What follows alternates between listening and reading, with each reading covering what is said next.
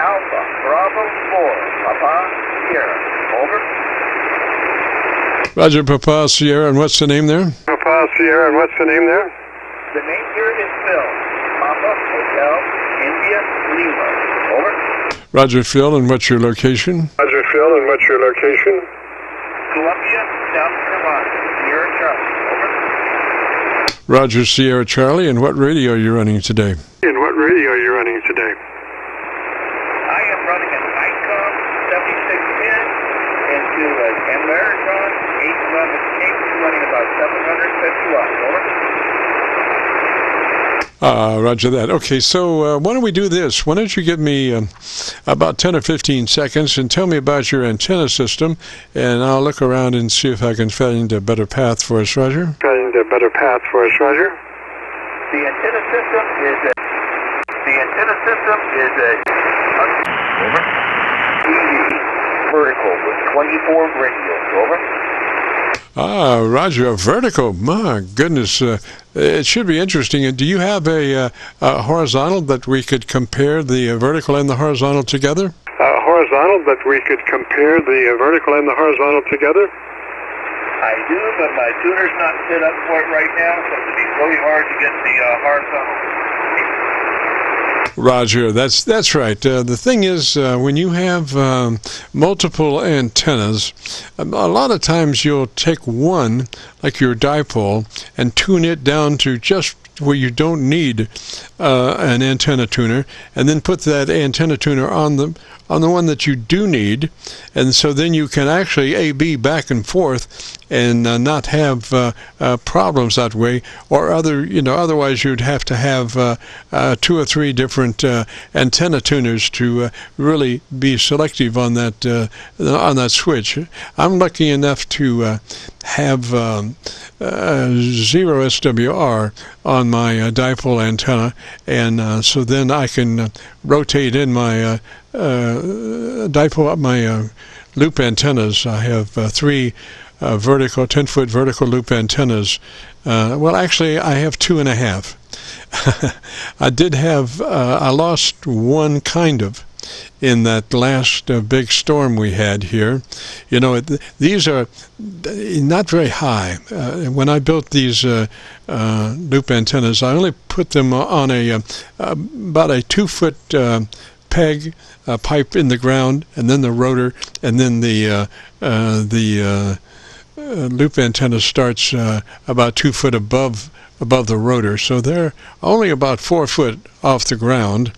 And I used a pruning stick, one of those collapsible pruning sticks, as my 10-foot vertical piece in the middle of these 10-foot magnetic loop antennas. It worked pretty good, except this one caught a lot of wind and did crack and break right at the top of the rotor, Roger. It crack and break right at the top of the rotor, Roger. Roger. What I was hoping I could do is get somebody to give me a report on the audio. I'm trying to have a brand new microphone, just trying to see how it sounds, how it's working, and all that. Roger, so you can give me a report on my audio. Over. Yes, sir. Sounds pretty good. It's let's see here. I'm copying you on my New York SDR, and of course, pretty much all SDRs roll out the bottom end at about 250 cycles. So you on that SDR, you don't have a lot of bass, but you do have very clean upper mids. Roger. You have very clean upper mids. Roger. Roger, I understand. The microphone I'm trying out is a HAL, the one made specifically for it. I'm curious to see how it sounds. Today it's got it connected, so I'm just kind of curious to see how it sounds. Roger. Now, I did just for a moment go to my local antenna.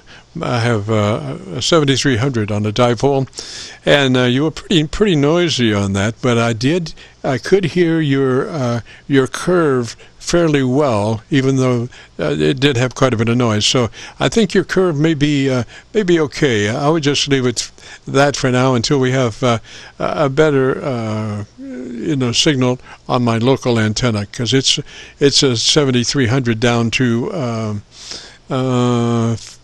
100 cycles on receive, and so that gives you a truly idea of what it sounds like. And I'm monitoring a house audio system that has a subwoofer, so I'm good for down to 50 cycles on my audio system, Roger. I'm good for down to 50 cycles on my audio system, Roger. Roger, roger. That's the setup, over.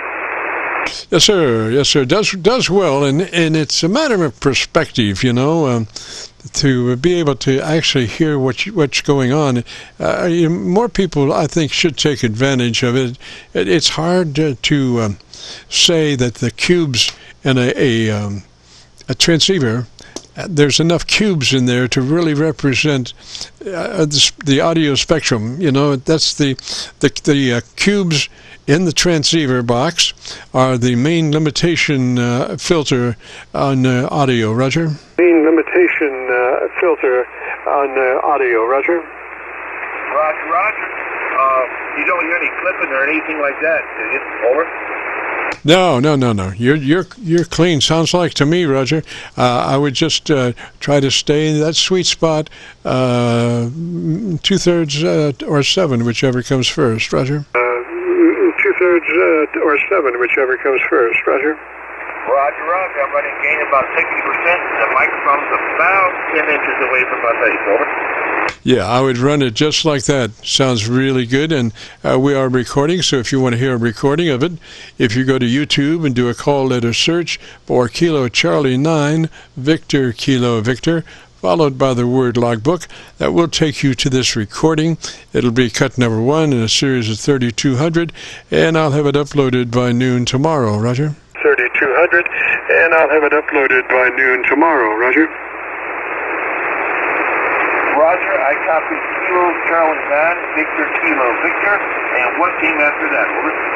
The word logbook, like you filling out your logbook on your desk there, logbook. So it's KC9VKV space logbook, Roger. So it's KC9VKV space logbook, Roger. Copy. Appreciate that, over. I'll check it out tomorrow, over. Roger, sir. You have a great afternoon, Phil, and we'll catch you later. This is the Friday afternoon Qso-Vlog net. If you have a radio you want to check out, give me a shout.